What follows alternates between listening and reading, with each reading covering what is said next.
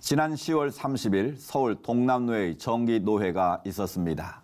지난 9월 교단 정기총회 이후 첫 번째 열리는 정기노회였기 때문에 많은 관심이 집중됐었지만 몸싸움과 고성이 오가며 결국 파행됐는데요.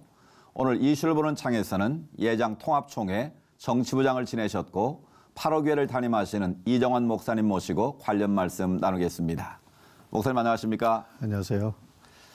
목사님, 먼저 시청자 여러분들의 이해를 돕기 위해서 왜 서울 동남로회가 지속적으로 뉴스에 오르고 내리고 있는지 그 이유부터 설명해 주시면 좋겠습니다. 지난해 10월 달 정기노회 때 아마 노회가 명성교회 위 목사 청빙권 때문에 여러 가지 문제가 생겨서 파행된 이후에 정상화돼야 될 텐데 아직까지도 그게 정상화되지 못하고 또 더군다나 이제 명성교회라고 하는 큰 교회가 관련된 문제들이 있기 때문에 사회 여론에서 계속해서 다루고 있지 않는가 그런 생각이 듭니다. 네, 그런 과정을 거쳐서 지난 9월에 총회가 열렸었고요. 또 지난 9월 예장 통합 정기 총회에서 이제 끝난 이후에 한 달 만에 이제 정기 노회가 열린 것 아니겠습니까? 근데 파행이 됐어요. 그 근본 이유가 뭡니까? 노회는 정상적인 회의 절차를 통해서 이루어져야 됩니다. 네. 그런데 이번에 제가 듣기로는 정당한 그 노회 소집권자인 그 고대곤 목사님이 노회를 소집을 했는데 아마 노회가 개회되고 나서 고 목사님의 사회권을 일부에서 부정을 했던 것 같아요. 그 고대곤 목사님은 전 노회장이신가요? 그렇죠. 직전 노회장이신데 직전 노회장. 그래서 네. 이제 헌법위원회에서 노회 소집자라고 하는 합법적인 그런 근거를 마련해서 통보했기 때문에 그 근거에 따라서 노회를 소집을 했는데 그 비대위라고 하는 분들이 아마 사회권을 거부한 것 같습니다. 네. 사회를 거부하면 노회가 진행이 될 수가 없죠. 그렇죠. 또 실제적으로 노회 소집권자라고 하는 것은 노회 계획 공고만을 하는 게 아닙니다. 그래서 실제로 노회를 개회해 가지고 차기 임원을 선출해서 그 임원에게 모든 권한을 이양하고 거기까지가 노회 소집자의 책임입니다. 네. 근데 그거 자체를 부정해 버리니까 아마 그 직전 노회장인 고대곤 목사님으로서는 회의를 어떻게 진행할 수 없는 상황이 돼 버렸겠죠. 네. 그래서 아마 서로 고성이 오가고 또 심지어 뭐 몸싸움까지 일어나고 사내를 선포해서 파행이 된 게 아닌가 생각이 듭니다. 네. 예. 그러니까 목사님 말씀하신 바대로 하면 그 노회 파행의 책임이 고대곤 목사의 사역권을 거부한 비대위 측에 있다. 이렇게 실제적으로 봐도 그렇습니다. 네. 제가 볼 때는 그 비대위가 참 지혜롭지 못한 게 자기들이 주장하는 것들을 주장하려고 하면 회무를 진행해야 되는데 회의 자체를 거부하는 것과 똑같은 그 사회권을 인정하지 않기 때문에 더 이상 회무를 진행할 수 없는 상황이 된 거죠. 네. 이번 노회가 산회를 하는 과정에서도 불법이 있었다고요? 그럼 먼저 산회가 무엇인지 좀 설명을 해 주시고요. 또 어떤 점이 적법하지 않았는지 말씀해 주시면 좋겠습니다. 산회라고 하는 것은 우리 장로교 회의 규칙에 예를 들어서 노회를 개회해야 되는데 의사 정족수가 소집이 안 됐을 때는 1시간을 기다렸다가 그래도 충족이 되지 않으면 산회하도록 되어 있습니다. 네. 그 산회라고 하는 것은 글자 그대로 그냥 회의를 진행할 수 없으니까 흩어져라 하는 겁니다.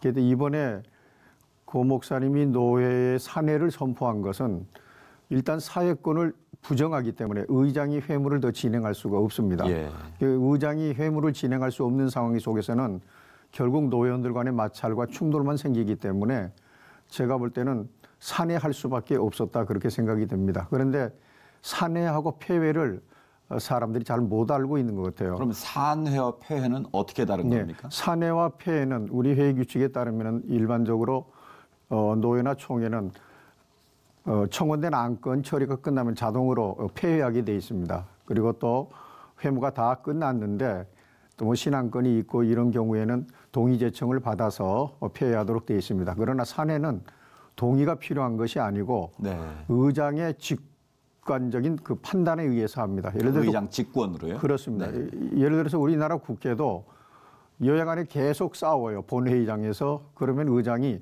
직권으로 그냥 고태 내려치고 땅땅 치고 산회합니다. 그러고 끝납니다. 그러니까 이게 동의 제청이 필요한 것이 아니고 또 한 가지 산회는 앞으로 다시 회의를 재소집할 수 있다 하는 것을 전제로 합니다. 그렇기 때문에 지금 이제 동남노회가 산회된 상태에 있지만은 고 목사님이 소집권자로서 다시 노회를 소집해서 또 정상화시킬 수 있는 그 길이 있습니다. 네, 네. 또 중요한 건 산회 이후에 비대위 측에서 김수원 목사를 노회장으로 추대하고 노회 임원들을 다 구성한 걸로 알고 있습니다. 그렇게 구성된 노회장이나 임원들이 적법한 겁니까? 제가 볼 때는 참 이해가 안 돼요. 이 목사 장로들이 저도 목사입니다만 왜 그런 발상들을 하는지 모르겠어요.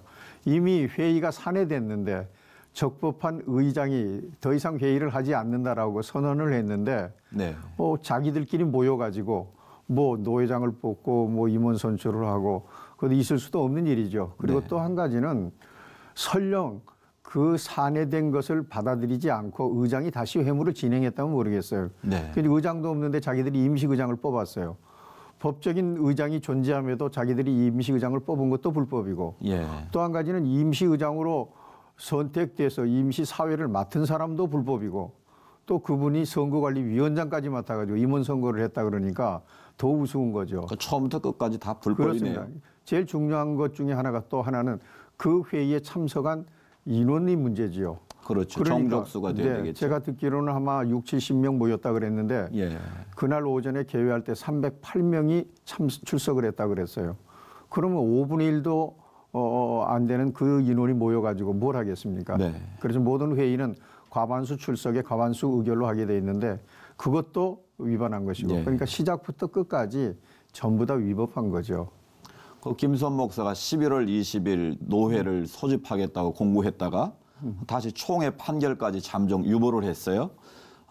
노회장의 자격으로 이런 권한을 행사하는 것이 이미 말씀하셨지만 적법한 겁니까? 제가 듣기로는 이달 중에 노회를 소집하겠다고 한 것으로 듣고 있습니다. 예. 그런데 이제 총회 판결 이유라는 얘기는 저도 그 글을 읽어봤는데 명성교회 관련 사건에 대해서 총회 판결이 있기 전까지 명성교회 건에 대해서는 일체 언급하거나 다루질 않겠다. 그리고 예. 그 외에 다른 노회 회무는 진행하겠다. 그래서 임시노회를 소집하겠다고 그런 건데 아니 소집할 권한이 없는 사람이 무슨 회의를 소집합니까? 네. 제가 볼 때는 김수원 목사가 조금 실수하는 것 같아요. 이런 것은 다 형사적인 문제가 될 수 있어요. 노회장 사칭을 하는 격이 되거든요. 예.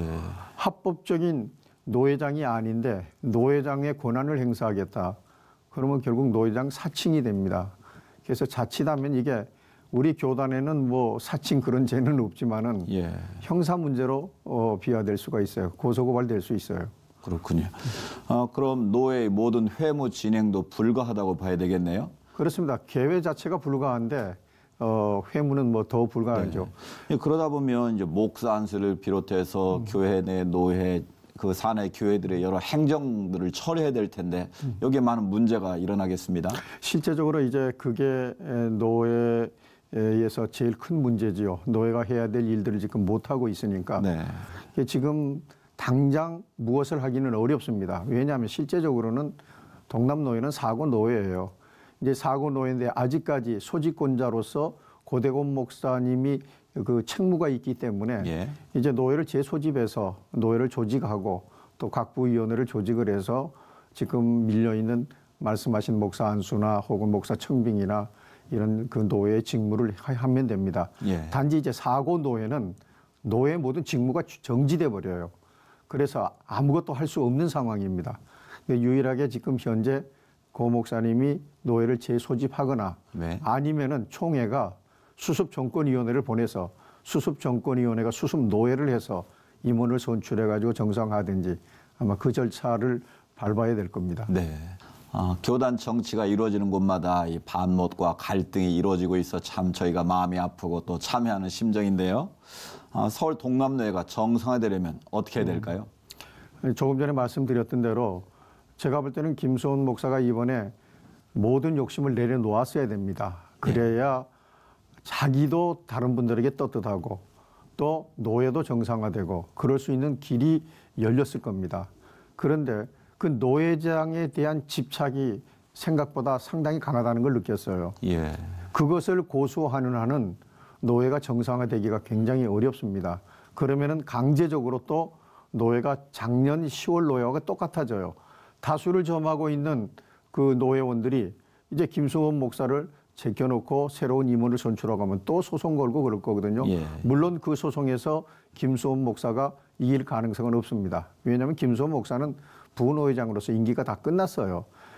2016년 10월부터 2017년 10월까지가 부회장의 임기입니다. 예. 근데 지금 뭐 2018년도 10월 또 지나버렸어요.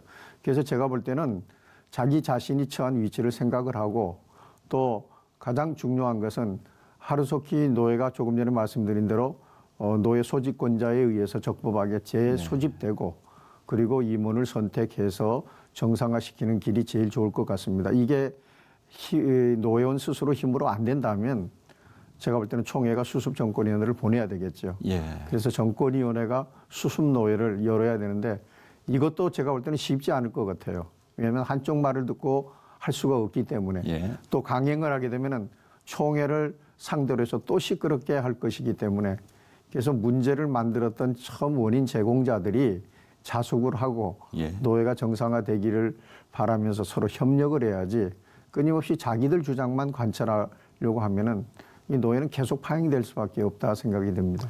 네, 참 안타까운 상황인데요. 적법한 절차를 거쳐서 서울 동남노예가 속히 정상화되길 저희도 함께 기도하겠습니다. 네, 저도 목사님 오늘 기도하겠습니다. 말씀 감사합니다. 예, 감사합니다.